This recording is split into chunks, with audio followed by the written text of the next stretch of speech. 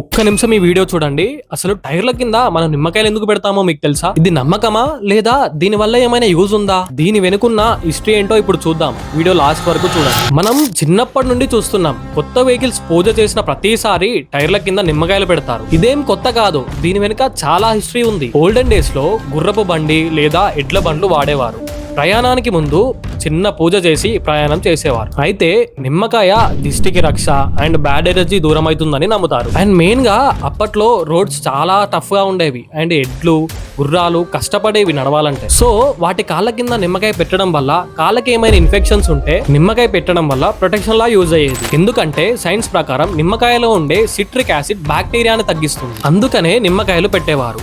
So ఇలా రానున్న రోజుల్లో ఇది టైర్స్ కింద పెట్టడంగా మారింది. ఇలా చేయడం వల్ల మైండ్ సేఫ్ గా ఫీల్ అవుతుంది అండ్ డ్రైవింగ్ కూడా కాన్ఫిడెంట్ గా చేస్తాం. కానీ టైర్స్ కింద పెట్టడం వల్ల డిస్టి పోతుందని మాత్రం ప్రూఫ్ అయితే లేదు. సో కొన్నిసార్లు సైన్స్ కన్నా మన నమ్మకమే మన ధైర్యాన్ని పెంచుతుంది. అందుకే అలా నిమ్మకాయలు పెడతారు. సో ఈ వీడియో మీద మీ ఒపీనియన్ ఏంటో కామెంట్స్ లో చెప్పండి అండ్ ఈ వీడియోని మీ ఫ్రెండ్స్ అండ్ ఫ్యామిలీకి షేర్ చేయండి.